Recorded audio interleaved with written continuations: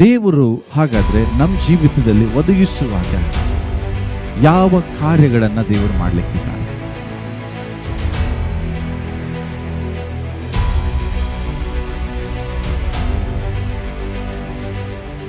When God provides, He provides in supernatural way. ದೇವರು ಅಸಾಧಾರಣವಾದ ರೀತಿಯಲ್ಲಿ ದೇವರು ಒದಗಿಸುವಿಕೆ ಬರ್ತದೆ.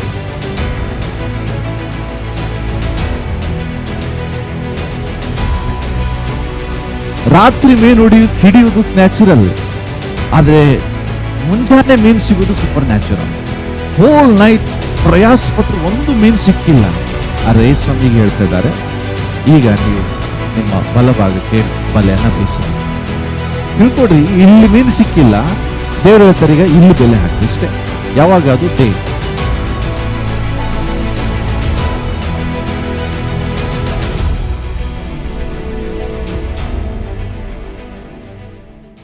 ದೇವರು ಯಾವ ರೀತಿಯಾಗಿ ಯಾರಿಗೆ ಒದಗಿಸಿ ಕೊಡ್ತಾನೆ ಅನ್ನುವಂಥ ವಿಷಯವನ್ನು ನಾವು ಕಲಿತಾ ಇದ್ದೇವೆ. ಎಲ್ರಿಗೂ ಆಸೆ ಇರ್ತದೆ, ದೇವರು ನಮ್ಮ ಅವಶ್ಯಕತೆಗಳನ್ನು ಒದಗಿಸಿಕೊಡ್ಬೇಕು, ನಮಗೆ ಬೇಕಾದ ಕಾರ್ಯಗಳನ್ನು ದೇವರು ನಮ್ಮ ಜೀವಿತದಲ್ಲಿ ಮಾಡಬೇಕು ಅನ್ನುವಂಥ ಬಹಳಷ್ಟು ಬಯಕೆಗಳು ನಮಗಿರ್ತದೆ. ಆದರೆ ನಾವು ಬಯಸುವುದರಿಂದ ಮಾತ್ರ ದೇವರು ಒದಗಿಸುವುದಿಲ್ಲ. ನಾವು ಬಯಸಿದ ತಕ್ಷಣ ದೇವರು ನಮಗೆ ಬೇಕಾದ ಅವಶ್ಯಕತೆಗಳನ್ನು ಒದಗಿಸುವುದಿಲ್ಲ. ಹಾಗಾದ್ರೆ ದೇವರು ಯಾರಿಗೆ ಒದಗಿಸ್ತಾನೆ ಅನ್ನುವಂಥ ವಿಷಯವನ್ನು ನಿನ್ನೆ ನಾವು ಕಳೆದ ವಾರ ನಾವು ಕಾಣಿದ್ವಿ. ಅದರಲ್ಲಿ ನಾವು ಮುಖ್ಯವಾಗಿ ನೋಡಿದ್ವಿ. ಹಾಗಾದ್ರೆ ದೇವರು ಯಾರಿಗೆ ಒದಗಿಸಿ ಕೊಡ್ತಾನೆ ಅನ್ನುವಂಥ ವಿಷಯವನ್ನ ಎಲಿಯನ ಒಂದು ಜೀವಿತದ ಮೂಲಕ ನಾವು ಕಾಣಿದ್ವಿ. ಅದು 1ನೇ ಅರಸರ ಪುಸ್ತಕ 17ನೇ ಅಧ್ಯಾಯದಲ್ಲಿ ದೇವರು ಎಲಿಯನನ್ನ ಅಹಾಬನ ಮುಂದೆ ಕಳಿಸುವಾಗ, ನೀನು ಅಹಾಬನಿಗೆ ಹೇಳು, ಇವತ್ತಿನಿಂದ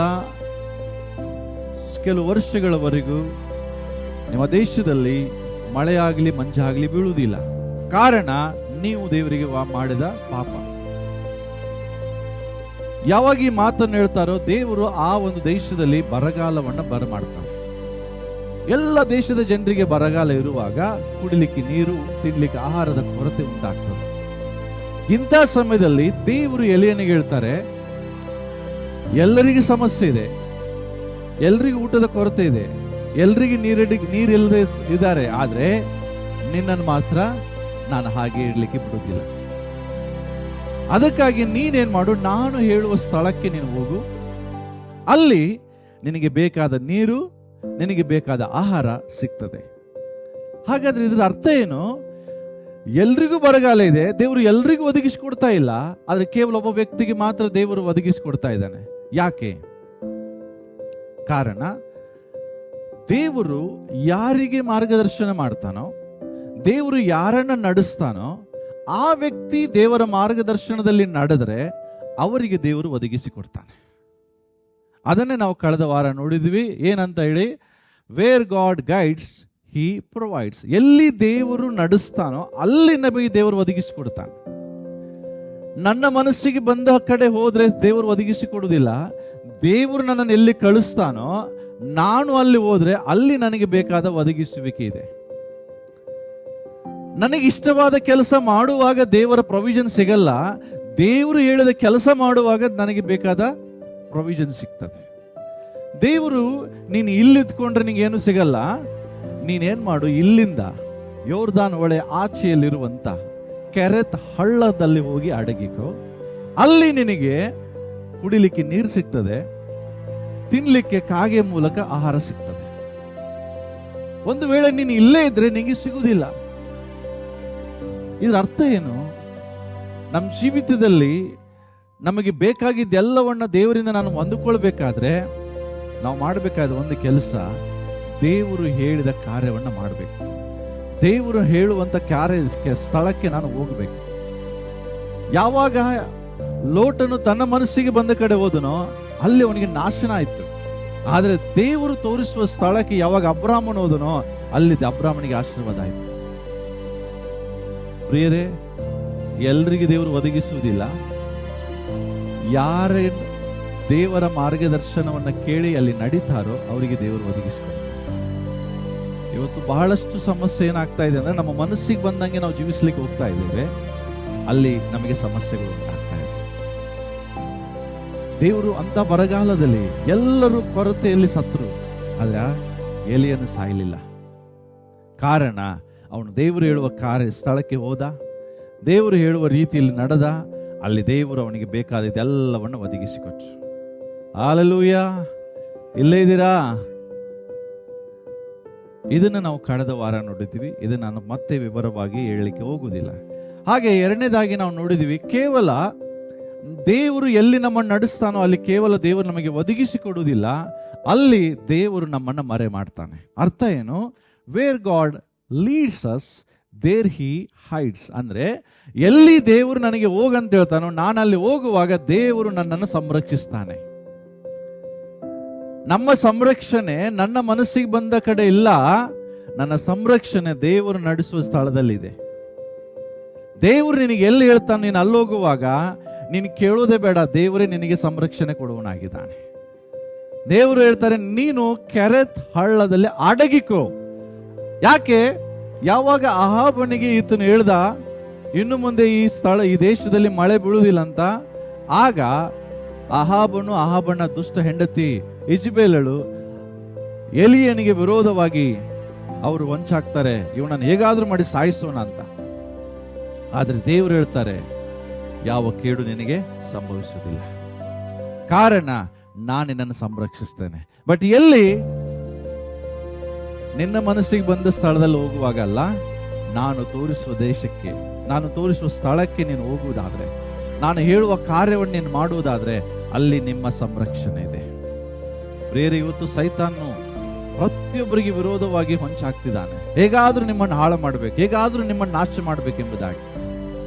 ಹಾಗಾದರೆ ಆತನ ಎಲ್ಲ ಕೇಡಿನಿಂದ ನಾನು ತಪ್ಪಿಸಿಕೊಳ್ಬೇಕಾದ್ರೆ, ನಾನು ಸುರಕ್ಷಿತವಾಗಿರ್ಬೇಕಾದ್ರೆ ನಾನು ಪರಾತ್ಪರನ ಮೊರೆ ಹೋಗ್ಬೇಕು, ದೇವರು ತೋರಿಸುವ ಸ್ಥಳಕ್ಕೆ ನಾನು ಹೋಗ್ಬೇಕು, ಅಲ್ಲಿ ನನ್ನ ಸಂರಕ್ಷಣೆ ಇದೆ. ನಿಮ್ಮ ಮನಸ್ಸಿಗೆ ಬಂದ ಕಡೆ ಇಲ್ಲ. ಲೋಟ ಮನಸ್ಸಿಗೆ ಬಂದ ಕಡೆ ಹೋದ, ನಾಶ, ಕುಟುಂಬ ನಾಶ ಆಯ್ತು. ಆದ್ರೆ ಅಬ್ರಾಮ ನಾಶ ಆಗಲಿಲ್ಲ. ಅಬ್ರಾಮನು ಸಂರಕ್ಷಿಸಲ್ಪಟ್ಟ. ಯಾಕೆ? ದೇವರು ತೋರಿಸುವ ಸ್ಥಳಕ್ಕೆ ಆತನು ಹೊರಟೋಗ್ತಾನೆ, ದೇವರು ಹೇಳುವ ಕಾರ್ಯವನ್ನು ಆತನು ಮಾಡ್ತಾನೆ. ಪ್ರಿಯರೇ, ಡ್ಯಾನಿಯಲ್ಗೆ ವಿರೋಧವಾಗಿ ಎಷ್ಟು ಹೊಂಚುಗಳು ಹಾಕಿದ್ರು, ಆದ್ರೆ ದೇವರು ಡ್ಯಾನಿಯಲನ ಸಿಂಹದ ಗವಿಯಲ್ಲೂ ಕೂಡ ಕಾಪಾಡದ. ಯಾಕೆ? ಯಾಕೆಂದ್ರೆ ಅವನು ದೇವರ ಮಾರ್ಗದರ್ಶನದಲ್ಲಿ ನಡೀತಾ ಇದ್ದ. ಸಿಂಹದ ಗವಿ, ಯಾವ ಸಿಂಹನು ಕೂಡ ದಾನಿಯೇಲನ ಮುಟ್ಲಿಕ್ಕೆ ಆಗ್ಲಿಲ್ಲ. ಯಾಕೆಂದ್ರೆ ದೇವರು ಅವನನ್ನ ಅಲ್ಲಿ ಸಂರಕ್ಷಿಸಿದ. ಅದೇ ರೀತಿಯಾಗಿ ಶದ್ರಕ್, ಮೇಷಕ್, ಅಬೇದ್ನೆಗೋ ದೇವರು ಹೇಳಿದ ಮಾತುಗಳಿಗೆ ಮಾತ್ರ ಅವರು ವಿಧೇಯರಾದ್ರು, ಆದ್ರೆ ಅರಸನ ಮಾತಿಗೆ ಅವರು ವಿಧೇಯರಾಗಲಿಲ್ಲ. ದೇವರಿಗೆ ಮಾತ್ರ ಅವರು ಅಡ್ಡ ಬಿದ್ರು, ರಾಜನಿಗೆ ಅಡ್ಡ ಬೀಳಿಲ್ಲ.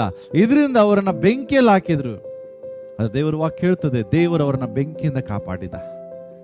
ಯಾವ ಕೇಡು ಅವರಿಗೆ ಆಗಲಿಲ್ಲ, ಯಾವ ಅವರ ಬಟ್ಟೆ ಕೂಡ ಸುಟ್ಟು ಹೋಗ್ಲಿಲ್ಲ. ಯಾಕೆ?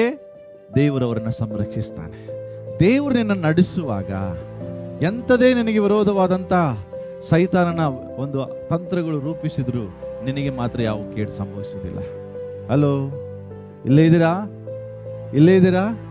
ದೇವರ ಸಂರಕ್ಷಣೆ ಎಲ್ಲಿದೆ? ಆತನ ನಡೆಸುವ ಸ್ಥಳದಲ್ಲಿದೆ. ದೇವರ ಒದಗಿಸುವಿಕೆ ಎಲ್ಲಿದೆ?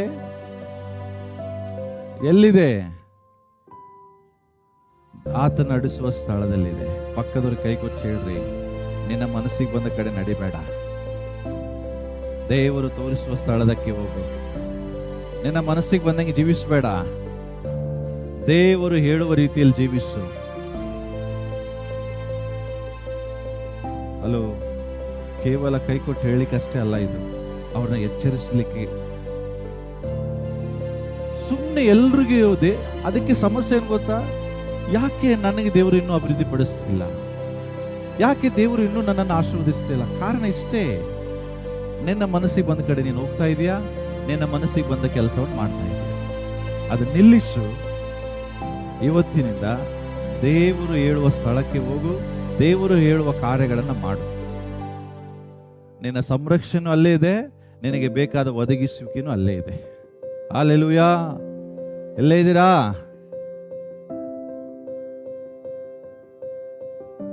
ನಿಮ್ಮ ಜೀವಿತದಲ್ಲಿ ವಾಕ್ಯ ಕಾರ್ಯ ಯಾವಾಗ ಮಾಡ್ತದೆ ಗೊತ್ತಾ? ನೀವು ವಾಕ್ಯಕ್ಕೆ ಪ್ರಕ್ರಿಯೆ ತೋರಿಸ್ಬೇಕು, ಪ್ರತಿಕ್ರಿಯೆ ತೋರಿಸ್ಬೇಕು. ನೀವು ವಾಕ್ಯವನ್ನು ಕೇಳಿಯೂ ಕೂಡ ಏನೋ ಒಂದು ಗಾಳಿ ಬಂದಂಗೆ ಕೂತ್ಕೊಂಡ್ರೆ ವಾಕ್ಯ ನಿಮ್ಮ ಜೀವಿತದಲ್ಲಿ ಕೆಲಸ ಮಾಡೋದಿಲ್ಲ. ಬೆದರು ಗೊಂಬೆಗಾಗಿ ನಿಂತರೆ ವಾಕ್ಯ ನಿಮ್ಮಲ್ಲಿ ಕೆಲಸ ಮಾಡೋದಿಲ್ಲ. ವಾಕ್ಯಕ್ಕೆ ರಿಯಾಕ್ಟ್ ಮಾಡಬೇಕು. ಏನ್ ಮಾಡಬೇಕು? ಡಾಕ್ಟರ್ ಹೇಳ್ತಾರೆ, ಒಂದು ಸೂಜಿ ತಗೊಂಡು ಚುಚ್ಚುವಾಗ ನಿನಗೇನಾಗ್ತದೆ ಹೇಳು ಅಂತ ಹೇಳ್ತಾರೆ. ಸೂಜಿ ಚುಚ್ಚುವಾಗ ಏನ್ ಮಾಡ್ತೀರಿ? ಹಿಂಗೆ ಕೂತ್ಕೋತೀರಾ? ಹೇಳ್ರಿ.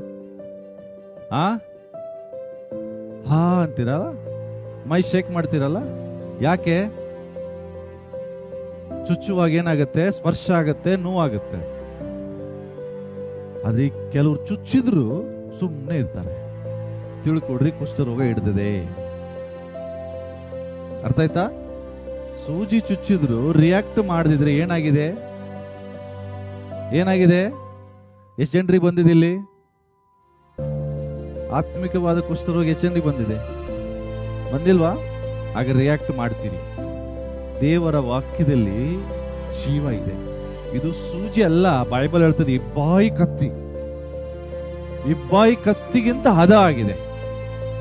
ಇಂಥ ವಾಕ್ಯಗಳು ಬರುವಾಗಲೂ ನೀವು ಸುಮ್ಮನೆ ಕೂತ್ಕೊಂಡ್ರೆ 100% ನನಗೆ ಅನಿಸ್ತದೆ ನಿಜವಾದ ಕುಷ್ಠ ಆತ್ಮಿಕವಾಗಿ ಹಿಡಿದಿರ್ತದೆ. ಅದಕ್ಕೆ ನೀವೇನ್ ಮಾಡ್ತೀರಿ ಗೊತ್ತಾ?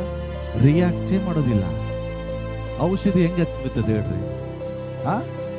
ರಿಯಾಕ್ಟ್ ಮಾಡ್ರಿ. ಅಂದ್ರೆ ವಾಕ್ಯಗಳು ಬರುವಾಗ ಎಸ್ ಅಂತ ಸ್ವೀಕರಿಸ್ರಿ, ಆಮೇನ್ ಅಂತ ಹೇಳ್ರಿ. ಪಕ್ಕದಲ್ಲವರಿಗೆ ಕೈ ಕೊಟ್ಟು ಶೇಕ್ ಮಾಡಿ ಹೇಳ್ರಿ ಎಸ್ ಅಂತ. ನಮ್ ಜನ ಬೆದರು ಗೊಂಬೆಗಳು ಆ ಹೊಲದಲ್ಲಿ ನೆಲೆಸಿರ್ತಾರಲ್ಲ, ಹಂಗಿದಿರಿ ಎಲ್ಲರೂ. ಹಂಗಿರುವಾಗ ನಾನು ಹೇಳ್ತೇನೆ ನೋಡ್ರಿ, ನಿಮ್ ಲೈಫು ಹಿಂಗೆ ಇರ್ತದೆ. ಸತ್ಯವಾಗಿ ಹೇಳ್ತೇನೆ ನಾನು, ಹಿಂಗೆ ಇರ್ತದೆ ಲೈಫು. ಯಾವುದೇ ರೀತಿಯಾದಂಥ ಬದಲಾವಣೆಗಳು, ಅಭಿವೃದ್ಧಿಗಳು ಕಾಣುವುದಿಲ್ಲ. ಬೆದರುಗೊಂಬೆ ಆಗಿರಬೇಡ್ರಿ. ಜೀವ ದೇವರು ಕೊಟ್ಟಿರುವಾಗ ದೇವರ ಜೀವ ನಿನ್ನ ಒಳಗಡಿದೆ ಅಂತ ದೇವ್ರಿಗೆ ತೋರಿಸ್ರಿ ವಾಕ್ಯಗಳು ಬರುವಾಗ.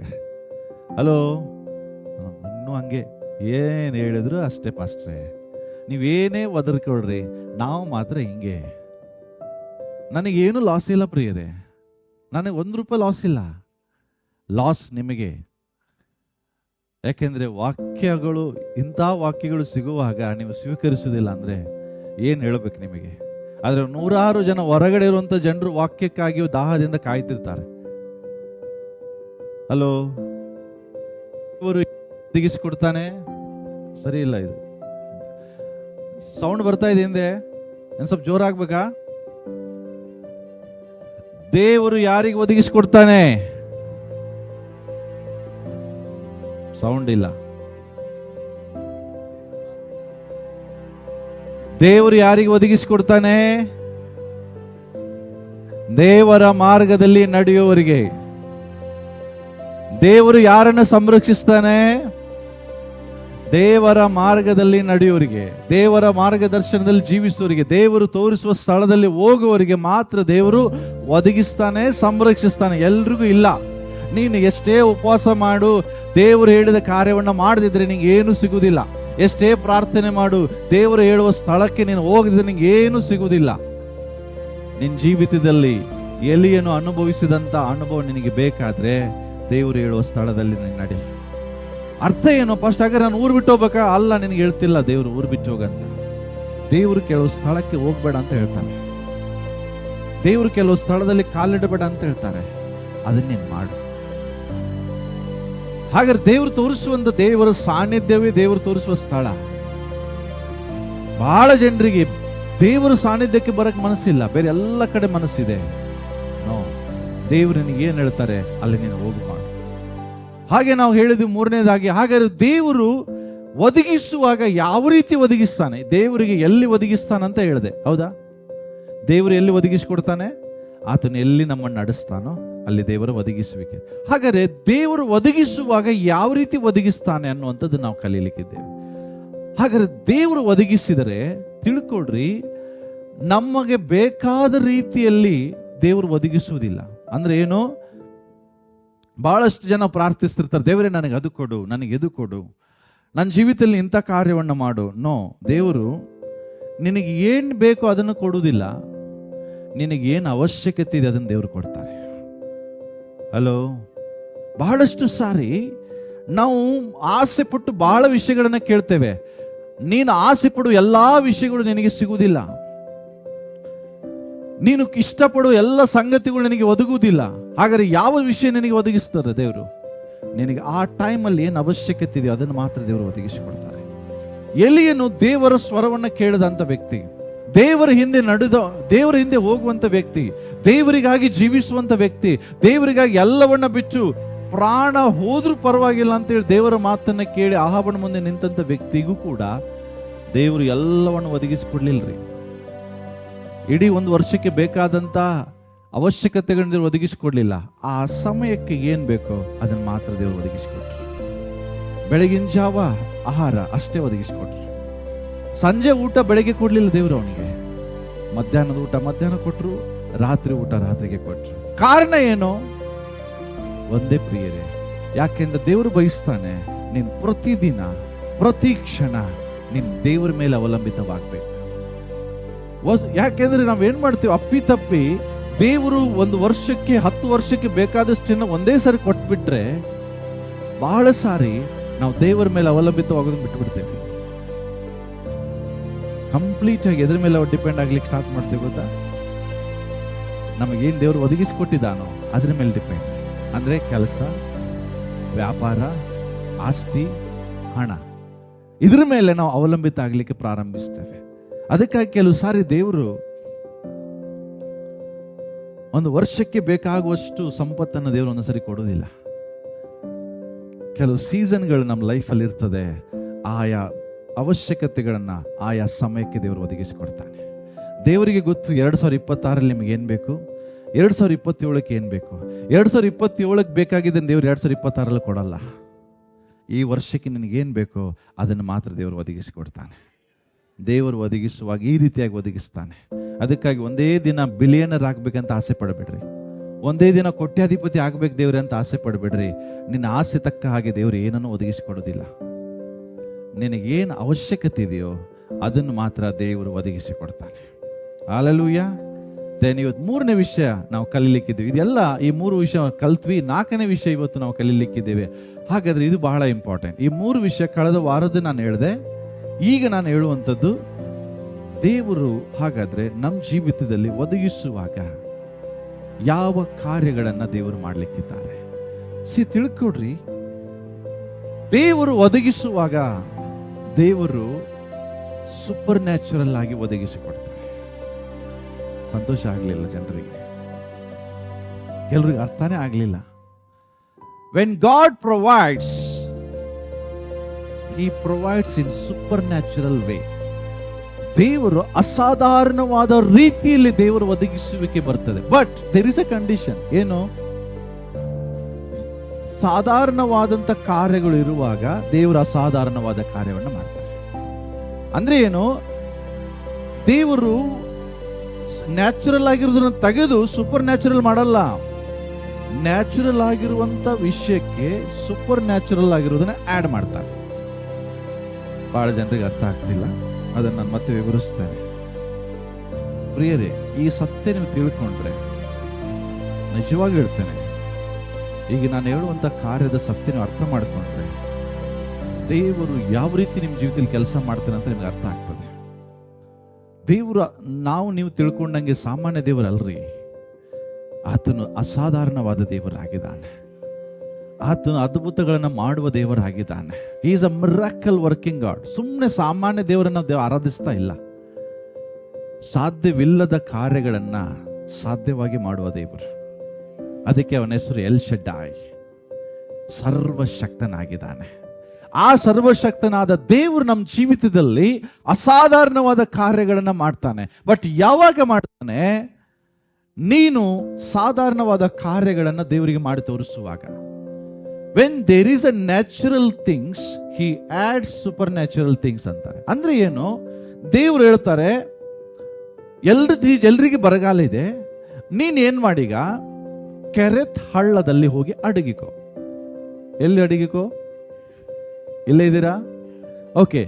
ಹಳ್ಳ ಎಷ್ಟು ಜನ ನೋಡಿದ್ದೀರಿ? ಹಳ್ಳ ನೋಡಿದ್ದೀರಾ? ಹಳ್ಳದಲ್ಲಿ ಏನು ಹರಿತಿರ್ತದೆ?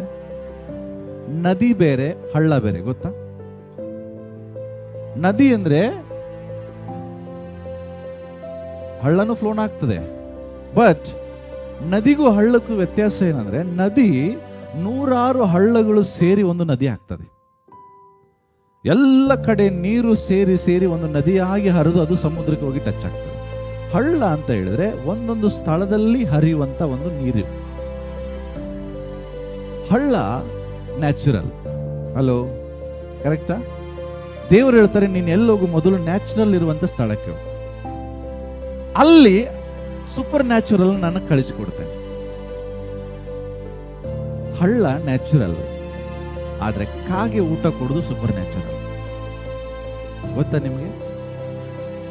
ಹಳ್ಳ ಸಾಮಾನ್ಯವಾದದ್ದು, ಸಾಧಾರಣವಾದದ್ದು, ಆದ್ರೆ ಕಾಗೆ ಊಟ ಕೊಡೋದು ಅಸಾಧಾರಣವಾದದ್ದು. ಹೆಂಗೆ?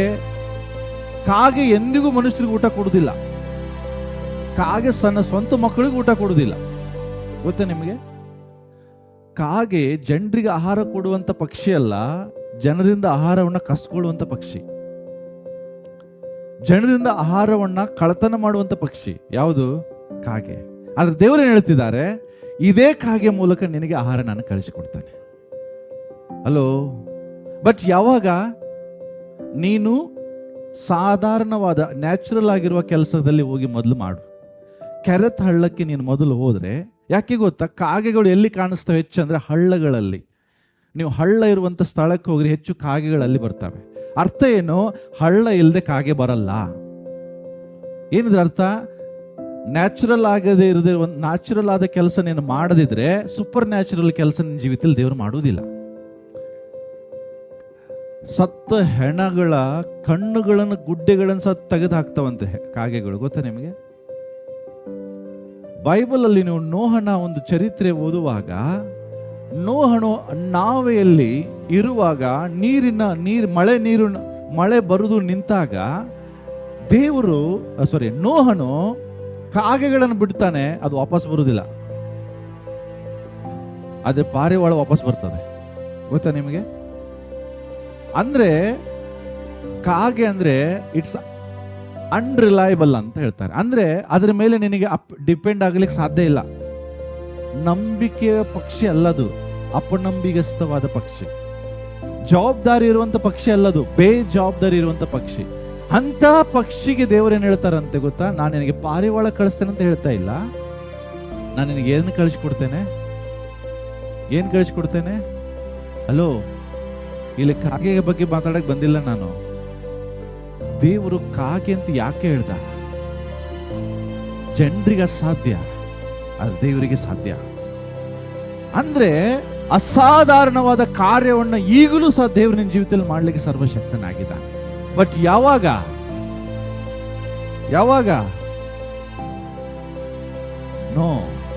ನೀನು ತಿಳ್ಕೊಡ್ರಿ, ಎಲ್ಲ ತಕ್ಷಣ ನಿನ್ನ ಜೀವಿತದಲ್ಲಿ ಏನೂ ಆಗೋದಿಲ್ಲ. ದೇವರು ಅಸಾಧಾರಣವಾದ ಕಾರ್ಯಗಳು ಮಾಡಬೇಕಾದ್ರೆ ದೇವರು ಮೊದಲು ನಿನ್ನ ಜೀವಿತದಲ್ಲಿ ಸಾಧಾರಣವಾದ ಕೆಲಸ ಮಾಡ್ತಾ ಇದೆಯಾ ನೋಡ್ತಾರೆ. ಅಂದ್ರೆ ಏನು? ಲೇಜಿ ದೇವ್ರೆ, ನನ್ನ ಬ್ಯಾಂಕ್ ಬ್ಯಾಲೆನ್ಸ್ ಅಲ್ಲಿ 1 ಕೋಟಿ ರೂಪಾಯಿ ಬರಲಿ ಸ್ವಾಮಿ ಅಂತ ನೀನು ಪ್ರಾರ್ಥಿಸಿ, ನೀನು ರೀಲ್ಸ್ಗಳನ್ನು ನೋಡ್ತಾ, ನೀನು ಪಿಕ್ನಿಕ್ ಅಲ್ಲಿ ಮಾಡ್ತಾ ಇದ್ರೆ ದೇವರು ಕೊಡುವುದಿಲ್ಲ. ಅರ್ಥ ಆಗ್ತದೆ? ನಮ್ಮ ಸಮಸ್ಯೆ ಏನು ಗೊತ್ತಾ? ನಾವು ಎಂಜಾಯ್ ಮಾಡ್ತಿರ್ತೀವಿ, ಬಟ್ ಪ್ರಾರ್ಥನೆ ಅದಕ್ಕೆ ಮಾಡ್ತೇವೆ ಗೊತ್ತಾ? ದೇವರು ನನ್ನ ಜೀವಿತದಲ್ಲಿ ಅದ್ಭುತ ಆಗಲಿ, ದೇವರು ನನ್ನ ಜೀವಿತದಲ್ಲಿ ಅಂತ ಕಾರ್ಯಗಳನ್ನು ಮಾಡು. ನಿನ್ನ ಬ್ಯಾಂಕಲ್ಲಿ ಹಣ ಆಟೋಮೆಟಿಕ್ ಆಗಿ ದೇವರು ಕಳಿಸ್ಕೊಡೋದಿಲ್ಲ. ಇದು ದೇವ್ರ ಕೆಲಸ ಅಲ್ಲ. ದೇವರು ಯಾವಾಗ ಮಾಡಿಕೊಡ್ತಾರಂದ್ರೆ ಅದಕ್ಕೆ ಸಂಬಂಧಪಟ್ಟ ನ್ಯಾಚುರಲ್ ಕಾರ್ಯಗಳು ನೀನು ಮಾಡ್ಬೇಕು. ಫಸ್ಟ್ ನೀನು ಕೆಲಸ ಮಾಡು. ನೀನು ಮಾಡುವ ಕೆಲಸದಲ್ಲಿ ದೇವರ ಮೇಲೆ ನಂಬಿಕೆ ಇಡು. ಒಂದು ಸಮಯ ಬರ್ತದೆ, ನೀನು ಮಾಡುವ ಕೆಲಸದಲ್ಲಿ ದೇವರು ಅಸಾಧಾರಣವಾದ ಕಾರ್ಯವನ್ನು ಮಾಡ್ತಾರೆ. ನೀನು ಯಾವ ಕೆಲಸ ಕಾರ್ಯಗಳನ್ನು ಮಾಡದೆ ದೇವರೇ ನನ್ನ ಜೀವಿತದಲ್ಲಿ ಅದ್ಭುತ ಆಗಲಿ, ದೇವರು ನನ್ನ ಜೀವಿತ ಅದ್ಭುತ ಆಗಲಿ ಅಂತ ಹೇಳಿದ್ರೆ ಆಗೋದಿಲ್ಲ. ತಿಳ್ಕೊಡ್ರಿ, ಎಲ್ಲಿ ನ್ಯಾಚುರಲ್ ಆಗಿರ್ತದೋ ಅದಕ್ಕೆ ದೇವರು ಸೂಪರ್ ನ್ಯಾಚುರಲ್ ಆಗಿರೋದನ್ನ ಆ್ಯಡ್ ಮಾಡ್ತಾರೆ ಹೊರತು ಅದನ್ನು ತೆಗೆದು ಸೂಪರ್ ನ್ಯಾಚುರಲ್ ಆಗಿ ಮಾಡಲ್ಲ. ಅಂದ್ರೆ ಏನು? ದೇವರು ನಿನ್ನ ಜೀವಿತದಲ್ಲಿ ಪಾರ್ಟ್ನರ್ ಆಗಿ ಕೆಲಸ ಮಾಡ್ಲಿಕ್ಕೆ ಇಷ್ಟಪಡ್ತಾರೆ. ಅಂದ್ರೆ ಏನು? ನೀನು ಕೆಲಸ ಮಾಡ್ತಿರೋ, ನಿನ್ನ ದೇವರು ನಡೆಸ್ತಾರೆ. ನೀನು ಕೆಲಸ ಮಾಡದೆ ದೇವರೇ ನಂಗೆ ಸಹಾಯ ಮಾಡಿದ್ರೆ ದೇವರು ಮಾಡಲ್ಲ. ಹಲೋ, ಇಲ್ಲೇ ಇದ್ದೀರಾ? ನಾನು ಯಾಕೆ ಹಳ್ಳ ಕಾಗೆ ಬಗ್ಗೆ ಮಾತಾಡ್ತಿದ್ದೀನಂದ್ರೆ, ನ್ಯಾಚುರಲ್ ಆಗಿರೋ ಪ್ರಯತ್ನ ನೀನು ಪಡಲೇಬೇಕು. ನಿನ್ನ ಪರಿಶ್ರಮ ಇರಲೇಬೇಕು. ನೀನು ಪಡೋ ಪ್ರಯತ್ನಕ್ಕೂ ನಿನ್ನ ಪರಿಶ್ರಮವನ್ನ ದೇವರು ನೋಡಿ, ನೀನು ದೇವರೇ ಈ ಒಂದು ಪರಿಶ್ರಮದಲ್ಲಿ ಒಂದು ಅದ್ಭುತ ದೇವರ ಮಾಡು ಅಂತ ನೀನು ನಿರೀಕ್ಷಿಸುವಾಗ ದೇವರು ಅಲ್ಲಿ ಅಸಾಧಾರಣವಾದ ಕಾರ್ಯಗಳನ್ನು ಮಾಡ್ತಾರೆ. ನಾನು ತಿಳ್ಕೊಂಡು ಉದಾಹರಣೆಗೆ ಹೇಳ್ತೇನೆ. ಎಕ್ಸಾಮಿನಲ್ಲಿ ಎಲ್ರಿಗೂ ಇಷ್ಟ, ದೇವರೇ ನಾನು ರ್ಯಾಂಕ್ ಬರಬೇಕು ಅಂತ. ಕರೆಕ್ಟ್, ನಿಮ್ಮ ಆಸೆ, ಅದಕ್ಕಾಗಿ ನೀವು ಉಪವಾಸ ಮಾಡಿ ಪ್ರೇಯರ್ ಮಾಡ್ತೀರಿ. ಬಟ್ ನೀವು ಓದದೆ ದೇವ್ರು ನಿಂಗೆ ರ್ಯಾಂಕ್ ಬರೆಸ್ತಾನ? ಹೇಳ್ರಿ, ನೋ. ನಿನ್ನ ಪ್ರಯತ್ನ ನೀನು ಪಡು. ಎಸ್, ನಿಂಗೆ ಜ್ಞಾನ ಕಡಿಮೆ ಇದೆ, ತಿಳುವಳಿಕೆ ಕಡಿಮೆ ಇದೆ, ನಿನ್ನ ಕೆಪಾಸಿಟಿ ಎಷ್ಟೇ ಓದಿದ್ರು 80 ಮಾರ್ಕ್ಸ್. ಬಟ್ ಆ 80 ಮಾರ್ಕ್ಸಿಗೆ ನೀನು ಪ್ರಯಾಸ ಪಡ್ತಾ ಇರು. ದೇವರು ತನ್ನ ಅಸಾಧಾರಣವಾದ ಕಾರ್ಯಗಳನ್ನ ಅದಕ್ಕೆ ಸೇರಿಸಿ ರ್ಯಾಂಕ್ ಬರೋಂಗೆ ದೇವರು ಮಾಡ್ತಾರೆ. ಹಲೋ, ಇಲ್ಲೇ ಇದ್ದೀರಾ? ಅಂದ್ರೆ ಏನು? ನೀನು ಮಾಡಬೇಕಾದ ಕೆಲಸ ನೀನ್ ಮಾಡು, ದೇವರ ಮೇಲೆ ನಂಬಿಕೆ ಇಟ್ಟು. ಅಲ್ಲಿ ದೇವರು ಏನ್ ಮಾಡ್ತಾರೆ? ತನ್ನ ಕಾರ್ಯವನ್ನ, ದಟ್ ಈಸ್ ಸೂಪರ್ ನ್ಯಾಚುರಲ್ ಕಾರ್ಯವನ್ನ ದೇವರು ಮಾಡ್ತಾರೆ. ಹಲೋ, ಇಲ್ಲೇ ಇದ್ದೀರಾ? ಅರ್ಥ ಆಗ್ತದೆ ನಾನು ಹೇಳಿದ್ದು? ಅಂದ್ರೆ ದೇವರ ಅಸಾಧಾರಣವಾದ ಕಾರ್ಯ ಯಾವಾಗ ಬರ್ತದೆ? ನೀನು ಪ್ರಯಾಸ ಪಟ್ಟು ಕೆಲಸ ಮಾಡ್ತಾ ದೇವರ ಮೇಲೆ ನಂಬಿಕೆ ಇಡುವಾಗ, ನಿನ್ನ ಕೆಲಸ ಕಾರ್ಯಗಳಲ್ಲಿ ದೇವರ ಮೇಲೆ ವಿಶ್ವಾಸ ಇಡುವಾಗ ಏನಾಗ್ತದೆ ಗೊತ್ತಾ? ಕೆಲವು ಸಾರಿ ನೀನು ಪ್ರಯಾಸ ಪಡುವಾಗ, ನಿನ್ನ ಜೀವಿತದಲ್ಲಿ ಸಮಸ್ಯೆಗಳು ಬರುವಾಗ ನಿನ್ನ ನಂಬಿಕೆ ಕಳ್ಕೊಳ್ಳೋಂಗೆ ಸೈತಾನ್ ಮಾಡ್ತಾನೆ. ಇಷ್ಟರಾಗ ಏನ್ ನಡೀತದೆ ನಿಂದು? ಇಷ್ಟರಲ್ಲಿ ತಿಳ್ಕೊಡ್ರಿ, ಎಷ್ಟು ಜನ ಇದ್ದಾರೆ ಸಾಕ್ಷಿಯಾಗಿ ನನ್ನ ಮುಂದೆ, ಎಷ್ಟೋ ಜನ ಇದ್ದಾರೆ. ಅವ್ರು ಹೇಳ್ತಾರೆ, ಅವರು ತಿಂಗಳಿಗೆ ಗಳಿಸೋದು ಸ್ವಲ್ಪೇ, ಆದರೆ ನಿಶ್ಚಿಂತೆಯಾದ ಜೀವಿತವನ್ನು ಅವ್ರು ಜೀವಿಸ್ತಿರ್ತಾರೆ. ಇನ್ನು ಕೆಲವರು ನನ್ನ ಮುಂದೆ ಇದ್ದಾರೆ, ಅವರು ಭಯಂಕರ ಪ್ರಯಾಸ ಪಟ್ಟು ಕೆಲಸ ಮಾಡಿ ಗಳಿಸ್ತಾರೆ, ಆದರೆ ತಿಂಗಳ ಎಂಡಿಗೆ ಬರುವಾಗ ಬರ್ಬಾದಾಗಿರ್ತಾರೆ. ಏನು ಕೈಯಲ್ಲಿ ಉಳಿದಿರುವುದಿಲ್ಲ. ಯಾಕೆ? There is a reason. ಎಷ್ಟು ಜನರು ನಾನು ನೋಡಿದ್ದೇನೆ, ಬರೀ 10-20 ಸಾವಿರ ದುಡಿತಾರೆ, ಅದರಲ್ಲಿ ಕೂಡ ಸೇವಿಂಗ್ ಮಾಡಿ ಜೀವಿಸುವವರು ಎಷ್ಟೋ ಜನ ಇದ್ದಾರೆ. ಅವರ ಕೊರತೆಗಳು ನೀಗಿಸಿ, ಅವರ ಅವಶ್ಯಕತೆಗಳು ನೀಗಲ್ಪಟ್ಟ ನಂತರವೂ ಅವರ ಸೇವಿಂಗಿಗೆ ಹಣ ಉಳಿಯುವಂಥದ್ದು ನೋಡಿದೆ. ಬಟ್ ಇನ್ನು ಕೆಲವರು ಇದ್ದಾರೆ, 40 ಸಾವಿರ ದುಡಿದ್ರು ತಿಂಗಳು ಬರುವುದರ ಒಳಗಡೆ ಅವರ ಅವಶ್ಯಕತೆಗಳು ಇನ್ನೂ ಪರಿಪೂರ್ಣ ಆಗದೇ ಇರುವಾಗಲೂ ಅವರ ಹಣ ಖಾಲಿಯಾಗಿರ್ತದೆ. ಇಲ್ಲಿ ದೇವರ ಅಸಾಧಾರಣವಾದ ಕಾರ್ಯ ಯಾರ ಜೀವಿತದಲ್ಲಿ ನಾವು ನೋಡ್ತಾ ಇದ್ದೇವೆ? 20,000 ಇರುವಂತ ವ್ಯಕ್ತಿ, ಯಾಕೆ ಗೊತ್ತಾ? ಅವನು ದುಡಿಯುವಂತ 20,000 ದೇವರ ಮೇಲೆ ವಿಶ್ವಾಸ ಇತ್ತು. ದೇವರೇ, ಇದು ನೀನು ಕೊಟ್ಟಂತ ಹಣ. ತಿಳ್ಕೊಡ್ರಿ, ದೇವರ ಮೇಲೆ ನಂಬಿಕೆ ಇಟ್ಟು ಜೀವಿಸುವುದು ಬೇರೆ, ನಿನಗಿರುವಂತ ಹಣದ ಬಲ ಮೇಲೆ ನಂಬಿಕೆ ಇಟ್ಟು ಜೀವಿಸುವುದು ಬೇರೆ. ಕೆಲವು ಸಾರಿ ಕೆಲವ್ರಿಗೆ ಹಿಂಗೆ ಆಲೋಚನೆ ಬರ್ತದೆ, ನಾವು ದೇವರಿಗೋಸ್ಕರ 10% ದೇವರ ಸನ್ನಿಧಾನಕ್ಕೆ ಕೊಡುವಾಗ 90% ಅಲ್ಲಿ ನಿನಗೆ ಏನು ಉಳಿತದೆ? ನಿನ್ನ ಮನೆ ಬಾಡಿಗೆ, ನಿನ್ನ ಜೀವಿತದ EMIಗಳು, ನಿನ್ನ ಮನೆಯ ಅವಶ್ಯಕತೆಗಳು, ಮಗನ ಫೀಸ್ ಹೆಂಗೆ ಕಟ್ತೀಯ ಅಂತ ಸೈತಾನ ಆಲೋಚನೆ ತಗೊಂಬರ್ತಾನೆ. ಬಟ್ ನೀನು ಮಾಡುವ ಕೆಲಸ ನೀನು ಮಾಡುವಾಗ ದೇವರಿಗಾಗಿ ನೀನೇನು ಕೊಟ್ಟಿದ್ದೆ ಅದನ್ನು 100% ಆ್ಯಡ್ ಮಾಡಿ ನಿನ್ನ ಜೀವಿತದಲ್ಲಿ ದೇವರು ಕಾರ್ಯ ಮಾಡ್ತಾರೆ. ಅದು ಸೂಪರ್ ನ್ಯಾಚುರಲ್. ಬಟ್ ಬಹಳಷ್ಟು ಜನ ದೇವರಿಗೆ ಕೊಡುವಂಥ ವಿಷಯದಲ್ಲಿ ಫೇತ್ ಇಲ್ಲ. ಅವರೇನು ತಿಳ್ಕೊಳ್ತಾರೆ, ಚರ್ಚಿಗೇನು ಕಡಿಮೆ ಆಗಿದೆ, ನೀವು ಪಾಸ್ಟ್ರಿಗೆ ಕೊಡ್ತೀರಾ, ಸಭೆಗೆ ಕೊಡ್ತೀರಾ, ಯಾರಿಗೆ ಕೊಡ್ತಿದ್ದೀರಿ? ಹಲೋ, ನೀವು ದುಡಿದ ಆದಾಯದ ದಶಮ ಭಾಗ ಯಾರಿಗೆ ಕೊಡ್ತೀರಿ? ಪಾಸ್ಟ್ರಿಗೆ, ಸಭೆಗೆ, ದೇವರಿಗೆ? ಬಹಳಷ್ಟು ಜನರು ಹಿಂಗೆ ಪಾಸ್ಟ್ರಿಗೆ ಏನು ಕೊರತೆ ಇದೆ ಅಂತ ಅವ್ರಿಗೆ ಕೊಡ್ತೀರಿ. ಹಲೋ, ನಿಮ್ಮ ಟೈತ್ ಮೇಲೆ ನಾನು ಜೀವಿಸ್ತಿದ್ದೇನೆ ಅಂತ ತಿಳ್ಕೊಂಡಿದ್ದೀರಾ? ನಿಮ್ಮ ಟೈತ್ ನಾನು ಎಂದಿಗೂ ಮುಟ್ಟುವುದಿಲ್ಲ, ಅದು ದೇವರಿಗೆ ಹೋಗ್ತದೆ. ಆದ್ರೆ ಬಹಳ ಜನರ ಡೌಟ್ ಏನಿದೆ ಗೊತ್ತಾ? ಸಭೆಗೆ ಏನು ಕಡಿಮೆ ಇದೆ, ನಾವು ಅವ್ರಿಗೆ ಕೊಡ್ಬೇಕು. ಇನ್ನೊಬ್ರಿಗಾಗಿ ಕೊಡ್ತಿಲ್ಲ, ನೀನು ಕೊಡ್ತಾ ಇರೋದು ನಿನಗೋಸ್ಕರ. ಯಾಕೆ ಗೊತ್ತಾ? ನೀನು ಕೊಡುವಂತ ಆ ಟೈತೆ ನಿನ್ನ ಜೀವಿತದ ಸೂಪರ್ ನ್ಯಾಚುರಲ್ ಕಾರ್ಯ ಮಾಡುವಂಥದ್ದು. ಇದು ನಿಮ್ಮ ಜೀವಿತ ನಿಮಗೆ ಗೊತ್ತಿಲ್ಲ, ಇದು ಅನುಭವಿಸುವಂತ ವ್ಯಕ್ತಿಗೆ ಗೊತ್ತು. ನಿನ್ನ ಟೈತ್ ನಿನ್ನ ಸೂಪರ್ ನ್ಯಾಚುರಲ್ ಕಾರ್ಯವನ್ನು ಮಾಡ್ತದೆ. ನೀನು 100% ಮಾಡದೇ ಇರುವಂತ ಕಾರ್ಯ ನಿನಗಿರುವ 90% ದೇವರು ಮಾಡ್ತಾನೆ. ಅರ್ಥ ಏನು ಗೊತ್ತಾ? ಒಂದೇ, ನೀನು ಸಾಧಾರಣವಾದ ಕಾರ್ಯವನ್ನ ಮಾಡಬೇಕು, ದೇವರು ಅಲ್ಲಿ ಅಸಾಧಾರಣವಾದ ಕಾರ್ಯವನ್ನ ಮಾಡ್ತಾನೆ. ಜಸ್ಟ್ ಎಕ್ಸಾಂಪಲ್ ಕೊಡ್ತೇನೆ. ದೇವರು 5,000 ಜನರಿಗೆ ಊಟ ಬಡಿಸ್ಬೇಕು. ಹಲೋ, ಎಷ್ಟು ಜನರಿಗೆ? 5,000 ಜನರಿಗೆ ಊಟ ಬಡಿಸ್ಬೇಕು. 5,000 ಜನರಿಗೆ ಊಟ ಬಡಿಸ್ಲಿಕ್ಕೆ ದೇವರು ಏನ್ ಕೇಳಿದ್ರು? ನಾನು ಅದ್ಭುತ ಮಾಡ್ತೀನಿ ಅಂತ ಹೇಳಲಿಲ್ಲ, ನಿಮ್ಮ ಹತ್ರ ಯಾರ ಹತ್ರ ಊಟ ಇದ್ರೆ ಕೊಡ್ರಿ ಅಂದ್ರು. ಹೌದಾ? ಅವಾಗ ಹೇಳಿದ್ರು, ಸ್ವಾಮಿ ಇಷ್ಟು ಜನರಿಗೆ ನಾವು ಎಲ್ಲಿಂದ ಊಟ ತರೋಣ? ಆದ್ರೆ ಒಬ್ಬ ವ್ಯಕ್ತಿ ಬರ್ತಾನೆ, ನನ್ನ ಹತ್ರ ಊಟ ಇದೆ. ಎಷ್ಟಿದೆ ಊಟ? ನನ್ನ ಹತ್ರ 5 ರೊಟ್ಟಿ ಇದೆ, 2 ಮೀನಿದೆ. 5 ರೊಟ್ಟಿ 2 ಮೀನು ನ್ಯಾಚುರಲ್. ಆ 5 ರೊಟ್ಟಿ 2 ಮೀನು 5,000 ಜನ ಊಟ ಮಾಡಿದ್ದು ಸೂಪರ್ ನ್ಯಾಚುರಲ್. ಸೂಪರ್ ನ್ಯಾಚುರಲ್ ಕೆಲಸ ಯಾವಾಗ ಆಗ್ತದೆ? ನೀವು ಮೊದಲು ದೇವರಿಗೆ ನ್ಯಾಚುರಲ್ ಆಗಿರೋ ತಂದುಕೊಡು. ಅಲ್ಲಿ 5 ರೊಟ್ಟಿ 2 ಮೀನು ಇಲ್ಲಾಗಿದ್ರೆ ದೇವರು ಅದ್ಭುತ ಮಾಡ್ತಿದ್ರೆ ನಂಗೆ ಗೊತ್ತಿಲ್ಲ. ಬಟ್ ದೇವರು ಅದ್ಭುತ ಯಾಕೆ ಮಾಡಿದ್ರು? ಅಲ್ಲಿ ನ್ಯಾಚುರಲ್ ಆಗಿರೋದನ್ನ ಮುಂದೆ ತಂದು ಕೊಟ್ರು. ಹಲೋ, 5 ರೊಟ್ಟಿ 2 ಮೀನು ಸಾಧಾರಣವಾದ ಕೆಲಸ, ಬಟ್ ಅದನ್ನ ನೀನು ಮಾಡಿದರೆ ದೇವರು ಸೂಪರ್ ನ್ಯಾಚುರಲ್ ಆಗಿರೋದನ್ನ ಮಾಡ್ತಾರೆ. ಅವರು ಬಂದು, ಸ್ವಾಮಿ 5,000 ಜನರಿಗೆ ಊಟ ತಗೋ ಅಂತ ಕೊಟ್ಟರು ಯೇಸು ಸ್ವಾಮಿ ಕೈಯಾಗೆ. ಯೇಸು ಸ್ವಾಮಿ ಅದನ್ನೇ 5,000 ಜನರು ಊಟ ಮಾಡಿ 12 ಕುರ್ಚಿಗಳು ಉಳಿಯುವಂತೆ ದೇವರು ಸಹಾಯ ಮಾಡ್ತಾರೆ. ಅದ್ಭುತ ಯಾವಾಗ ನಡೀತದೆ?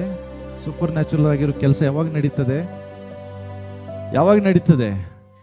ನ್ಯಾಚುರಲ್ ಆಗಿರೋದನ್ನ ನೀನ್ ಮಾಡು. ಸಾಧಾರಣವಾದ ಕೆಲಸ ನೀನ್ ಮೊದಲು ಮಾಡು, ಅಲ್ಲಿ ದೇವರು ಅಸಾಧಾರಣವಾದದನ್ನ ಮಾಡ್ತಾರೆ. ಹಲ್ಲೆಲೂಯಾ. ಎಷ್ಟು ಜನರಿಗೆ ಅರ್ಥ ಆಗ್ತದೆ ಗೊತ್ತಿಲ್ಲ, ಬಟ್ ಅರ್ಥ ಆದವನ ಜೀವಿತದಲ್ಲಿ ನಾನು ಹೇಳ್ತೇನೆ, ಅವನು ಅದನ್ನು ಮಾಡುವಾಗ ದೇವರು ಅದ್ಭುತವಾದ ಕಾರ್ಯ ನಿಮ್ಮ ಲೈಫಲ್ಲಿ ಮಾಡ್ತಾನೆ. ಅಷ್ಟೇ ಅಲ್ಲ ಪ್ರಿಯರೇ, 2ನೇ ಕಾರ್ಯ ಹೇಳ್ತೇನೆ. ರಾತ್ರಿ ಮೀನು ಹಿಡಿಯುವುದು ನ್ಯಾಚುರಲ್, ಆದ್ರೆ ಮುಂಜಾನೆ ಮೀನು ಸಿಗುವುದು ಸೂಪರ್ ನ್ಯಾಚುರಲ್. ಹಲೋ, ಇಲ್ಲೇ ಇದ್ದೀರಾ? ಪೇತ್ರ ಹೇಳ್ತಾನೆ, ಸ್ವಾಮಿ ರಾತ್ರಿ ಎಲ್ಲ ಮೀನು ಹಿಡಿಲಿಕ್ಕೆ ಪ್ರಯಾಸ ಪಟ್ವಿ, ಆದ್ರೆ ನಮ್ಗೆ ಏನೂ ಸಿಗಲಿಲ್ಲ. ಎಸ್, ಅವರು ಪ್ರಯಾಸ ಪಟ್ಟಿದ್ದಾರೆ, ಅದನ್ನ ಯಾರು ನೋಡಿದ್ದಾರೆ?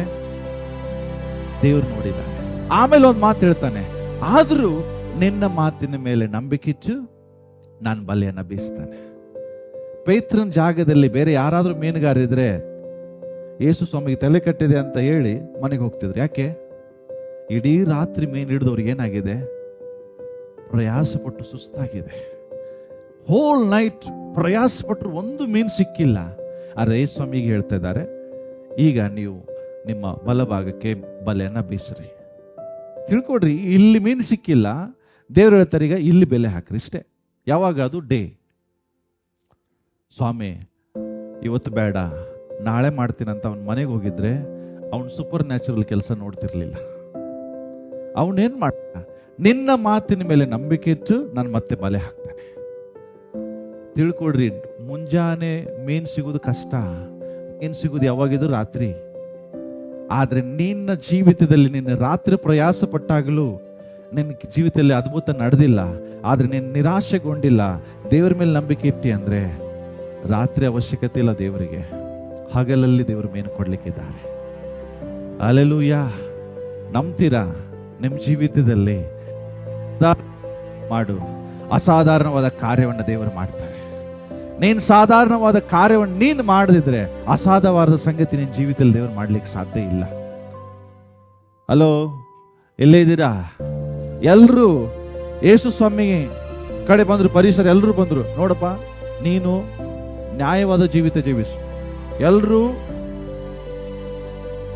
ಇಲ್ಲಿ ಜೀವಿಸಬೇಕಂದ್ರೆ ಟ್ಯಾಕ್ಸ್ ಕಟ್ಟಲೇಬೇಕು ಅಂತ ಹೇಳಿದಾಗ ಎಲ್ರು ದುಡಿದ ಹಣದಲ್ಲಿ ಟ್ಯಾಕ್ಸ್ ಕಟ್ಟಿದ್ರು. ಆದ್ರೆ ದೇವರು, ಎಸ್, ನಾವು ಕೂಡ ಟ್ಯಾಕ್ಸ್ ಕಟ್ತೇವೆ. ಇದೊಂದು ಬೆಸ್ಟ್ ಎಕ್ಸಾಂಪಲ್. ಎಷ್ಟೋ ಜನ ಸರ್ಕಾರಕ್ಕೆ ಮೋಸ ಮಾಡ್ತಾರೆ ಟ್ಯಾಕ್ಸ್ ಕಟ್ಟದೆ, ಆದ್ರೆ ದೇವರು ಒಂದು ಮಾದರಿ ತೋರಿಸ್ತಾ ಇದ್ದಾರೆ. ನೀವೇನ್ ಮಾಡಬೇಕು? ಸರ್ಕಾರಕ್ಕೆ ಟ್ಯಾಕ್ಸ್ ಕಟ್ಟಲೇಬೇಕು. ಆದ್ರೆ ಯೇಸು ಸ್ವಾಮಿ ಕಟ್ಟಲಿಕ್ಕೆ ರೆಡಿ ಇದ್ದಾರೆ, ಆದ್ರೆ ಶಿಷ್ಯರು ದುಡಿತಾ ಇಲ್ಲ. ಯೇಸು ಸ್ವಾಮಿ ದುಡಿತಾ ಇಲ್ಲ. ಅರ್ಥ ಏನು? ತಿಳ್ಕೊಡ್ರಿ, ದುಡಿದು ಟ್ಯಾಕ್ಸ್ ಕಟ್ಟೋದು ನ್ಯಾಚುರಲ್, ಆದ್ರೆ ಮೀನ್ ಹಿಡಿದು ಟ್ಯಾಕ್ಸ್ ಕಟ್ಟೋದು ಸೂಪರ್ ನ್ಯಾಚುರಲ್. ಹಲೋ, ಇಲ್ಲೇ ಇದ್ದೀರಾ? ಅರ್ಥ ಆಗ್ತಾ ಇದೆಯಾ? ಆದ್ರೆ ನಿಮ್ಮ ರಿಯಾಕ್ಷನ್ ನೋಡಿದ್ರೆ ನಿಮ್ಗೆ ಇನ್ನೂ ಒಳಗಡೆ ಹೋಗ್ತಾ ಇಲ್ಲ ಅಂತ ಅನಿಸ್ತಾ ಇದೆ. ಯಾವಾಗ ನಾನು ಈ ಸತ್ಯವನ್ನು ತಿಳ್ಕೊಂಡೆ, ನನ್ನ ಜೀವಿತದಲ್ಲಿ ರೋಮಾಂಚನ ಆಯ್ತು. ಯಾಕೆ ಗೊತ್ತಾ? ನನ್ನ ಜೀವಿತದಲ್ಲಿ ಇವತ್ತು ದೇವರ ಸೂಪರ್ ನ್ಯಾಚುರಲ್ ಕೆಲಸ ಮಾಡಲಿಕ್ಕೆ ಆತನ ಸದಾ ಸಿದ್ಧನಾಗಿದ್ದಾನೆ. ಎಲ್ಲರೂ ದುಡಿದು ಟ್ಯಾಕ್ಸ್ ಕಟ್ಟಿದ್ರೆ ನನ್ನ ಯೇಸು ಮೀನು ಹಿಡಿದು ಮೀನಿನ ಬಾಯಲ್ಲಿ ದುಡ್ಡು ಬರುವ ಹಾಗೆ ಮಾಡ್ತಿದ್ದಾರೆ. That is supernatural. ಪೇತ್ರಿಗೆ ಹೇಳ್ತಾರೆ, ಹೋಗು ಮೀನು ಹಿಡಿ.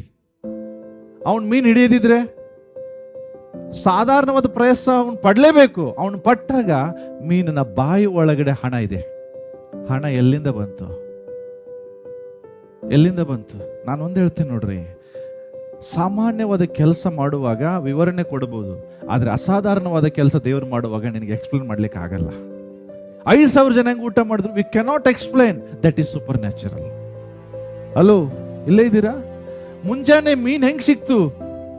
Cannot explain. That is super natural. ಮೀನಿನ ಬಾಯಿ ಒಳಗಡೆ ಹಣ ಎಲ್ಲಿಂದ ಬಂತು? V cannot explain. That is super natural. ಜನ ಬಂದು ಹಂಗೆ ಕೇಳ್ತಾರೆ, ನಿನ್ ಜೀವಿತದಲ್ಲಿ ಹೆಂಗೆ ಅದ್ಭುತ ಆಯ್ತು, ಹೆಂಗೆ ಟ್ಯೂಮರ್ ಮಾಯ ಆಯ್ತು? V cannot explain. That is super natural. ನಿನ್ ಜೀವಿತದ ಸಾಲ ಹೆಂಗ್ ತೀರ್ತು? ನಂಗೆ ಗೊತ್ತಿಲ್ಲ. That is super natural. Hello, ಇಲ್ಲೇ ಇದ್ದೀರಾ? ನಾನು ನಿಮ್ ಬಗ್ಗೆ ಹೇಳ್ತಾ ಇದ್ದೇನೆ, ಬೈಬಲ್ ಬಗ್ಗೆ ಅಲ್ಲ. ಮುಂದೆ ಜನ ಬಂದು ನಿಮ್ಗೆ ಕೇಳ್ತಾರೆ, ಇಷ್ಟು ದೊಡ್ಡ ಸಾಲ ಹೆಂಗ್ ತೀರ್ಸಿದಿ? ನನಗೆ ಗೊತ್ತಿಲ್ಲ. That is super natural. ನಿನ್ ಜೀವಿತದಲ್ಲಿ ಇಷ್ಟು ಸಮಸ್ಯೆ ಇತ್ತಲ್ಲ, ಹೆಂಗೆ ಗುಣ ಆಯ್ತು? ನಂಗೆ ಗೊತ್ತಿಲ್ಲ. I cannot explain, but this is super natural. Hallelujah. ಎಷ್ಟು ಜನ ಬಯಸ್ತೀರಿ ನಿಮ್ಮ ಜೀವಿತದಲ್ಲಿ ಸೂಪರ್ ನ್ಯಾಚುರಲ್ ಕೆಲಸ ಆಗ್ಬೇಕಂತ? ಹಾಗಾದ್ರೆ ದೇವರ ಮೇಲೆ ವಿಶ್ವಾಸ ಇಟ್ಟು ನೀವು ಮಾಡಬೇಕಾದ ಕೆಲಸವನ್ನ ಮಾಡಿ. ಹಲ್ಲೆಲೂಯಾ. ಎಕ್ಸಾಂಪಲ್ ಕೊಡ್ದವರು ಸುಮಾರಿದ್ದೀರಿ. ನನ್ನ ದೇವರು ಅಸಾಧಾರಣವಾದ ಕಾರ್ಯವನ್ನು ಮಾಡುವ ದೇವರಾಗಿದ್ದಾನೆ. ಬಟ್ ಯಾವಾಗ ನೀನು ಮಾಡಬೇಕಾದ ಸಾಮಾನ್ಯವಾದ ಕೆಲಸ ಮಾಡಲೇಬೇಕು. ನೈಸರ್ಗಿಕ ಸಾಧಾರಣವಾದ ಕೆಲಸ ನೀನು ಮಾಡಲೇಬೇಕು. ತಿಳ್ಕೊಡ್ರಿ. ಇನ್ನೊಂದು ನೋಡ್ರಿ,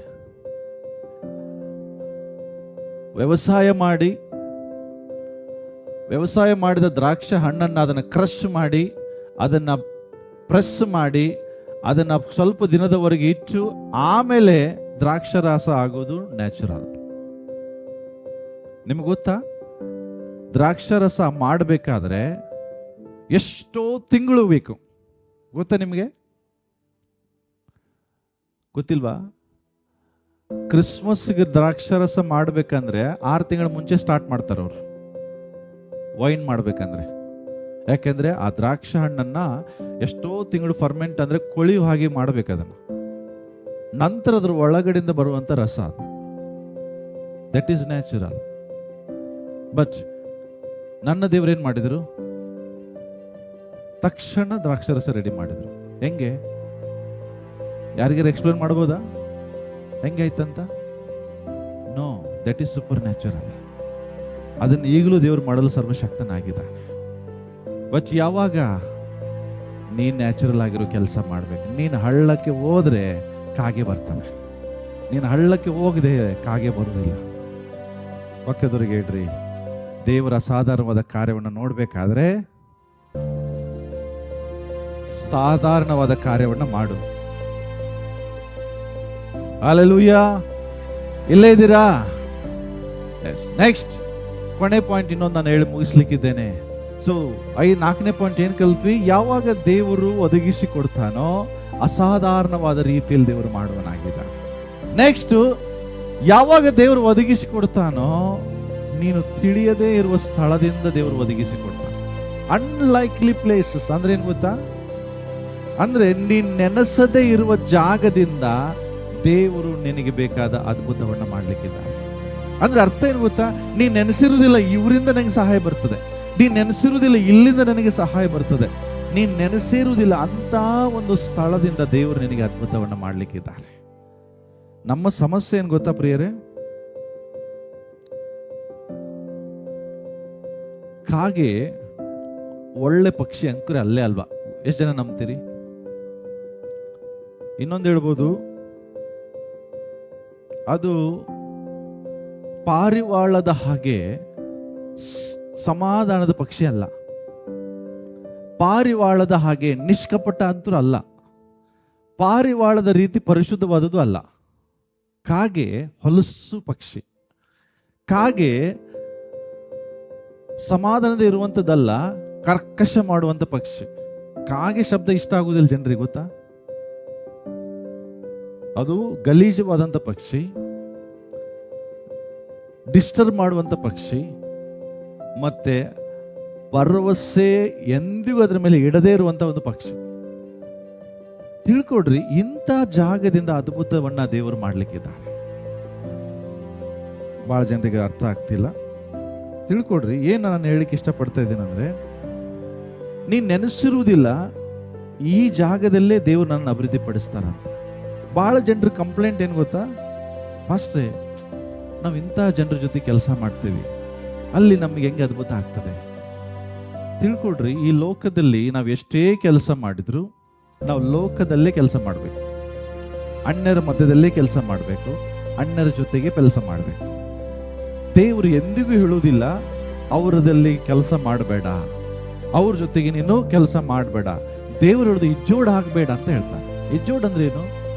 ಅವರೊಟ್ಟಿಗೆ ಸಂಬಂಧ ಬೆಳೆಸಬೇಡ, ಆದ್ರೆ ಅವ್ರ ಜೊತೆಗೆ ನೀನು ಇರಬೇಕಾಗ್ತದೆ ಕೆಲಸದಲ್ಲಿ.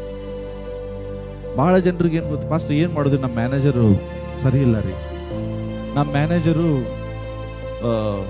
ವಿಶ್ವಾಸಿ ಅಲ್ಲ, ಅದಕ್ಕಾಗಿ ನನಗೆ ಏನಾಗ್ತಿಲ್ಲ, ಪ್ರಮೋಷನ್ ಆಗ್ತಿಲ್ಲ. ದೇವರ ವಚನ ಹೇಳ್ತದೆ, ನಿನ್ನ ಉದ್ಧಾರ ಮೂಡನಿಂದಾಗಲಿ ಬಡವನಿಂದಾಗಲಿ ಬರಲ್ಲ. ನಿಮ್ಮ ಉದ್ಧಾರ ಎಲ್ಲಿಂದ ಬರ್ತದೆ? ಎಷ್ಟು ಜನ ನಂಬ್ತೀರಿ? ಅರ್ಥ ಏನು? ಮೂಡನ ಬಡವನ ಅಂದ್ರೆ ಏನು? ನಿನ್ನ ಉದ್ಧಾರ ಈ ಕಡೆ ಅಂದ್ರೆ ಲೋಕ, ಈ ಸೈಡ್ ಇರುವಂತ ಲೋಕದ ದುಷ್ಟರಿಂದ ಆಗಲಿ ಈ ಸೈಡ್ ಇರುವಂತ ಜನರಿಂದ ಆಗಲಿ ಬರಲ್ಲ. ಉದಾಹರಣೆಗೆ, ನೀನು ಯಾವ್ದಾದ್ರು ಒಬ್ರು ಅಂಡರಲ್ಲಿ ಕೆಲಸ ಮಾಡ್ತಿರ್ತೀಯ, ನೀ ಅನ್ಕೊಳ್ಬೋದು ನನ್ನ ಪ್ರಮೋಷನ್ಗೆ ಇವನೇ ಅಡ್ಡಿ, ನನಗೆ ಉದ್ಧಾರ ಮಾಡ್ಲಿಕ್ಕೆ ಇವ್ ಕೊಡ್ತಾ ಇಲ್ಲ. ಅಥವಾ ಯಾರು ನಿಮ್ಮ ಸರ್ಕಲ್ ಇರ್ಬೋದು ಕೆಲಸದಲ್ಲಿ, ಇವ್ರೊಟ್ಟಿಗೆ ಕೆಲಸ ಮಾಡ್ತಾ ಇರುವಾಗ ನನಗೆ ಎಂದಿಗೂ ಅಭಿವೃದ್ಧಿ ಆಗೋದಿಲ್ಲ. ಇದು ನಿಮ್ಮ ತಪ್ಪು ಕಲ್ಪನೆ. ಯಾಕೆ? ಆ ವ್ಯಕ್ತಿಯಿಂದ ನಿನಗೆ ದೇವರ ಉದ್ಧಾರ ಕೊಡುವುದಿಲ್ಲ, ಈ ಜನರಿಂದ ದೇವರು ನಿನಗೆ ಪ್ರಮೋಷನ್ ಕೊಡುವುದಿಲ್ಲ. ನಿನ್ನ ಪ್ರಮೋಷನ್ ಏನಿದ್ರು ದೇವರಿಂದಲೇ ಬರ್ತದೆ. ಉದಾಹರಣೆಗೆ ನಾನು ಏನು ಹೇಳಿಕ್ಕೆ ಇಷ್ಟಪಡ್ತೀನಿ ಅಂದ್ರೆ, ತಿಳ್ಕೊಡ್ರಿ, ಜೋಸೆಫ್ ಎಲ್ಲಿದ್ದ? ಐಗುಪ್ತ ದೇಶ. ಗೊತ್ತಾ ನಿಮಗೆ ಐಗುಪ್ತ ಅಂದ್ರೆ ಏನು? ಐಗುಪ್ತ ದೇಶ ಅಂದ್ರೆ ಏನು? ಪಾಪಮಯವಾದ ಲೈಫ್. ಡ್ಯಾನಿಯಲ್ ಬಾಬೆಲಲ್ಲಿದ್ದ. ಬಾಬೆಲ್ ಅಂದ್ರೇನು? ದೇವರಿಗೆ ವಿರೋಧವಾದ ಕಾರ್ಯಗಳು ಮಾಡುವಂಥವ್ರು. ಫರೋಹನ ವಿಶ್ವಾಸಿನ? ಮಾತಾಡ್ರಿ. ಫರೋಹನು ದೇವರ ಹಿಂಬಾಲಿಸುವನ? ಫರೋಹನು ಪ್ರವಾದಿಯಾಗಿದ್ನ?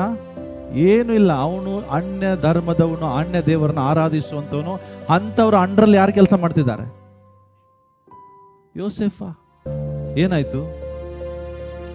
ಆ ಬಾಬೆಲ್ ದೇಶದಲ್ಲಿ ಅಂತ ಅರಸನ ಕೆಳಗಡೆನೆ ದೇವರು ಯೋಸೆಫನನ್ನ ಪ್ರಧಾನಮಂತ್ರಿಯಾಗಿ ಮಾಡಿದ್ರು. ಬಹಳ ಜನ ಏನ್ ಹೇಳ್ತಾರೆ ಗೊತ್ತಾ? ಫಸ್ಟ್ ಅಂಥವ್ರ ಜೊತೆಗೆ ನಾವು ಕೆಲಸ ಮಾಡುವಾಗ ನನ್ನ ಆತ್ಮೀಯತೆ ಹಾಳಾಗ್ತದೆ, ಹಂಗಾಗಿ ನಾನು ಮನೆಯಲ್ಲೇ ಇರ್ತೇನೆ. ನೀನು ಮನೆಯಲ್ಲೇ ಇರು. ನೀವ್ ಹೇಳ್ರಿ, ಯೋಸೇಫನ ಆತ್ಮೀಯತೆ ಹಾಳಾಯ್ತಾ? ಏನಾಯ್ತು? ಯೋಸೇಫನ ಮೂಲಕ ದೇವರು ಫರೋಹನನ್ನ ಆಶೀರ್ವದಿಸಿದ್ರು. ಯೋಸೇಫನ ಮೂಲಕ ಪೋಟಿಫರನ ಮನೆಯನ್ನ ದೇವರು ಆಶೀರ್ವದಿಸಿದ್ರು. ಆದ್ರೆ ಯೋಸೇಫನ ಆತ್ಮೀಯತೆ ಎಂದಿಗೂ ಹಾಳಾಗ್ಲಿಲ್ಲ. ನಾನು ಅದಕ್ಕೆ ಯಾಕೆ ಹೇಳ್ತಿದ್ದೀನಿ ಗೊತ್ತಾ? ಎಷ್ಟೋ ಜನ ಇಲ್ಲಿ ವ್ಯಾಪಾರ ಮಾಡ್ತೀರಿ. ನಿಮ್ಮ ವ್ಯಾಪಾರ ಮಾಡುವಾಗ ಯಾರ ಜೊತೆಗೆ ಇರ್ತೀರಿ? ಅಣ್ಣರ ಸಂಗಡ ಇರ್ತೀರಿ. ಕೆಲವರು ಮೀನ್ ಹಿಡಿಲಿಕ್ಕೆ ಹೋಗ್ತೀರಿ. ನೀವು ಮೀನ್ ಹಿಡಿಲಿಕ್ಕೆ ಹೋದಾಗ ನೀವು ಒಬ್ಬರೇ ಇರ್ತೀರಾ? ನಿಮ್ ಜೊತೆಗೆ ಯಾರು ಇರ್ತಾರೆ? ಅನ್ಯರು ಇರ್ತಾರೆ. ಅದ್ರ ಅರ್ಥ ಏನು? ಅವ್ರು ಇರುವುದಕ್ಕೆ ನನಗೆ ಆಶೀರ್ವಾದ ಬರ್ತಿಲ್ಲ ಅಂತ ಇಲ್ಲ, ನೀನ್ ಇರುವುದಕ್ಕೆ ಅವರಿಗೆ ಆಶೀರ್ವಾದ ಬರ್ತಾ ಇದೆ. ಹಲೋ, ಇಲ್ಲೇ ಇದ್ದೀರಾ? ಅವ್ರು ಇರುವುದರಿಂದ ಮೇನ್ ಸಿಗ್ತಾ ಇಲ್ಲ, ಅಲ್ಲ, ನೀನ್ ಇರುವುದರಿಂದ ಅವರಿಗೆ ಮೇನ್ ಸಿಗ್ತಾ ಇದೆ. ಈ ರೀತಿಯಾಗಿ ನೀನು ಅರ್ಥ ಮಾಡ್ಕೊ. ಯಾಕೆ ಗೊತ್ತಾ? ದೇವರು ಎಲಿಯನಿಗೆ ಹೇಳ್ತಾರೆ, ಹಳ್ಳಾದ ನೀರು ಬತ್ತೋಯ್ತು, ಕಾಗೆ ಬರುದು ನಿಂತೋಯ್ತು. ಯಾರಿಗೆ? ಎಲಿಯನ್ ಜೀವಿತದಲ್ಲಿ. ಹಾಗಾದ್ರೆ ಊಟ ಎಲ್ಲಿಂದ ಬರ್ತದೆ? ಊಟ ಎಲ್ಲಿಂದ ಬರ್ತದೆ? ಈಗ ದೇವ್ರು ಏನ್ ಹೇಳಿದ್ರು? ಕಾಗೆ ಮೂಲಕ ಊಟ ಕಳಿಸ್ತೇನೆ. ಈಗ ಕಾಗೆ ಬರುದು ನಿಂತೋಯ್ತು. ಕಾರಣ ಏನು ಗೊತ್ತಾ? ಇವನು ಕಾಗೆ ಮೇಲೆ ಡಿಪೆಂಡ್ ಆಗ್ಬಿಟ್ಟ. ದೇವರು ಹೇಳಿದ್ರು ಇನ್ನು ಮುಂದೆ ಕಾಗೆ ಬರೋದಿಲ್ಲ. ಹಾಗಾದ್ರೆ ಸ್ವಾಮಿಗೆ ಏನ್ ಮಾಡ್ಲಿ? ಅವನು ತಿಳ್ಕೊಂಡ ಕಾಗೆ ಕಾಗೆ, ದಿನ ನೋಡಿದ ಕಾಗೆ, ಬೆಳಗ್ಗೆ ಎದ್ದ ತಕ್ಷಣ ಕಾಗೆ, ಮಧ್ಯಾಹ್ನ ಎದ್ರ ಮೇಲೆ ಕಾಗೆ, ರಾತ್ರಿ ಮಲಗುವಾಗ ಕಾಗೆ, ಇದನ್ನೇ ನೋಡ್ತಾ ಕೂತ್ಕೊಂಡ ಅವನು. ಸ್ವಲ್ಪ ದಿನದ ಒಳಗೆ ಎಲ್ಲ ಚೆನ್ನಾಗಿತ್ತು, ನಿಂತೋಯ್ತು. ಈಗ ತಾನು ನೆನೆಸುವ ಸ್ಥಳ ಯಾವುದು? ಕಾಗೆ. ತಾನು ನಿರೀಕ್ಷಿಸ್ತಿರುವಂತ ಈಗ ಮನುಷ್ಯ ಯಾರೀಗ? ಕಾಗೆ. ಅಂದ್ರೆ ಕಾಗೆ ಮೂಲಕ ಆಹಾರ ಬರ್ತದೆ, ಆದ್ರೆ ಅದು ನಿಂತು ಹೋಯ್ತು. ಈಗ ಅವನು ನೆನೆಸಿರ್ಲಿಲ್ಲ ಇನ್ನೊಂದು ಕಡೆ ನನಗೆ ಆಹಾರ ಬರ್ತದ ಅಂತ ಹೇಳಿ. ಆಗ ದೇವರು ಹೇಳ್ತಾರೆ 8ನೇ ವಚನದಲ್ಲಿ, ಆಗ ಯೋನ ಹೇಳಿದ, ಇನ್ನು ಮುಂದೆ ಕಾಗೆ ಬರಲ್ಲ ಮಗ, ಈಗ ನೀನೇನ್ ಮಾಡು, ಇಲ್ಲಿಂದ ಹೋಗು, ಚಾರಪ್ತ ಊರಿಗೆ ಹೋಗು. ಎಲ್ಲೋಗು? ಚಾರಪ್ತ ಊರಿಗೆ ಹೋಗು. ಅಲ್ಲಿ ಒಂದು ವಿಧವೆ ಮನೆ ಇರ್ತದೆ. ನೀವ್ ಹೇಳ್ರಿ, ವಿಧವೆ ಮನೆಯಲ್ಲಿ ನಿನಗೆ ಊಟ ಸಿಗ್ತದ? ಗಂಡವನ್ನ ಕಳ್ಕೊಂಡು ಅವರೇ ಕಷ್ಟದಲ್ಲಿ ಇರ್ತಾರೆ, ಅವಳೇ ಸಮಸ್ಯೆಯಲ್ಲಿ ಇರ್ತಾಳೆ, ಅವಳಿಗೆ ಕೆಲಸ ಇಲ್ಲ. ದೇವ್ರೇನ್ ಹೇಳ್ತಿದ್ದಾರೆ? ಈಗ ನೀನು ಹೊರಟು ಚಾರಪ್ತ ಊರಿನಲ್ಲಿ ವಾಸ ಮಾಡು, ಅಲ್ಲಿ ನಿನಗೆ ಊಟ ಸಿಗ್ತದೆ. ಯಾರ ಮೂಲಕ? ನೆನೆಸಿದ್ನವನು ಊಟ ವಿಧವೆ ಮೂಲಕ ಸಿಗ್ತದಂತ ಎಂದಿಗೂ ನೆನೆಸಿರ್ಲಿಲ್ಲ. ವಿಧವೆ ಮೂಲಕ ನನಗೆ ಊಟ ಸಿಗ್ತದಂತ. ಯಾರು ದೇವರೇನು ಹೇಳ್ತಾರೆ? ನೀನು ಯಾವುದು ನೆನೆಸಿಲ್ವೋ ಅಲ್ಲಿಂದನೇ ನಾನು ನಿನಗೆ ಬೇಕಾದ ಆಹಾರವನ್ನು ಒದಗಿಸಿಕೊಡ್ತೇನೆ. ಹಲೋ, ಇಲ್ಲೇ ಇದ್ದೀರಾ? ನೀವು ಅನ್ಕೊಂಡಿರ್ಬೋದು, ಈ ಪ್ರಾಂತ್ಯದಲ್ಲಿ ನನಗೆ ಅಭಿವೃದ್ಧಿ ಆಗ್ತದ? ಈ ಊರಿನಲ್ಲಿ ದೊಡ್ಡ ದೊಡ್ಡ ಇಂಡಸ್ಟ್ರಿ ಇಲ್ಲ, ಈ ಊರಿನಲ್ಲಿ ದೊಡ್ಡ ದೊಡ್ಡ ಬಿಸ್ನೆಸ್ಗೆ ಬೇಕಾದಂತ ವ್ಯವಸ್ಥೆ ಇಲ್ಲ, ಇಲ್ಲಿ ನನಗೆ ಅಭಿವೃದ್ಧಿ ಸಿಗ್ತದ? ದೇವರು ತೋರಿಸುವ ಸ್ಥಳದಲ್ಲಿ ನೀನು ಹೋಗು. ಅದು ದೊಡ್ಡ ಸಿಟಿ ಆಗಿದ್ರು, ಒಂದು ಗ್ರಾಮ ಆಗಿದ್ರು, ಅದೇ ಗ್ರಾಮದಲ್ಲಿ ದೇವರು ನಿನಗೆ ಉದ್ಧಾರ ಮಾಡಲಿಕ್ಕಿದ್ದಾರೆ. ನೀನು ನೆನೆಸದ ಸ್ಥಳದಿಂದ ನಿನಗೆ ದೇವರು ಆಶೀರ್ವಾದ ಮಾಡಲಿಕ್ಕಿದ್ದಾರೆ. ನೀನು ನೆನೆಸದೇ ಇರುವಂತ ಊರಿನಲ್ಲೇ ದೇವರು ನಿನ್ನನ್ನು ಬ್ಲೆಸ್ ಮಾಡಲಿಕ್ಕಿದ್ದಾರೆ. ಬಹಳಷ್ಟು ಜನ ಅಭಿವೃದ್ಧಿಯನ್ನು ಹುಡುಕೊಂಡು ಪಟ್ಟಣಕ್ಕೆ ಹುಡುಕ್ತಾರೆ, ಬೆಂಗಳೂರು ಸಿಟಿಗೆ ಓಡೋಗ್ತಾರೆ, ದೊಡ್ಡ ದೊಡ್ಡ ದೇಶಕ್ಕೆ ಓಡೋಗ್ತಾರೆ. ನೀನು ಎಲ್ಲಿ ಓಡೋ ಅವಶ್ಯಕತೆ ಇಲ್ಲ. ನೀನು ಎಲ್ಲಿದೆಯೋ ಅಲ್ಲಿ ದೇವರ ಚಿತ್ತದ ಪ್ರಕಾರ ಇರುವುದಾದ್ರೆ ಅಲ್ಲಿ ನಿನ್ನ ಅಭಿವೃದ್ಧಿ ಬರ್ತದೆ. ಡ್ಯಾನಿಯಲ್ ಯಾರ ಅಂಡರಲ್ಲಿದ್ದ? ನೆಬ್ಕುದ್ ನೇಚರ್ ಯಾರಂದ್ರೆ ದುಷ್ಟ ಅರಸ, ತಾನೇ ದೇವರಾಗಬೇಕನ್ನುವಂತ ಮನುಷ್ಯ.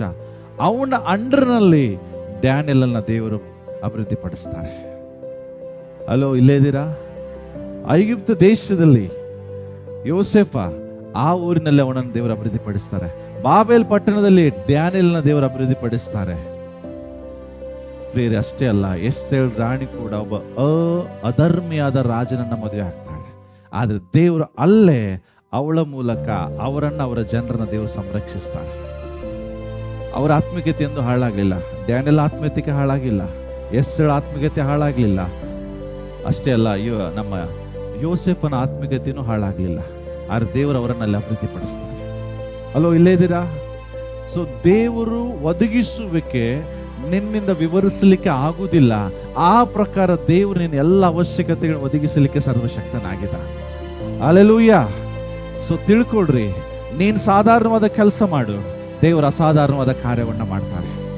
ದೇವರು ತೋರಿಸುವ, ದೇವರು ನೀನು ನಿರೀಕ್ಷಿಸದೇ ಇರುವ ಸ್ಥಳದಲ್ಲಿ ನೀರು, ದೇವರು ಅಲ್ಲಿಂದ ನಿನ್ನನ್ನು ದೇವರು ಬ್ಲೆಸ್ ಮಾಡ್ಲಿಕ್ಕಿದ್ದಾರೆ. ಇದು ನನ್ನ ದೇವರಾಗಿದ್ದಾನೆ, ಅಸಾಧಾರಣವಾದ ಕಾರ್ಯವನ್ನು ಮಾಡುವನಾಗಿದ್ದಾನೆ. ಇವತ್ತು ಕೂಡ ಪ್ರಿಯರೇ, ನೀನು ನಂಬುವುದಾದರೆ, ನಿನ್ನ ಜೀವಿತದಲ್ಲಿ ಇವತ್ತು ಕೂಡ ಅಸಾಧಾರಣವಾದ ಕಾರ್ಯವನ್ನು ನೋಡದೇ ಇದ್ರೆ ಅದರ ನಂಬಿಕೆ ಮಾತ್ರ ಇಡು.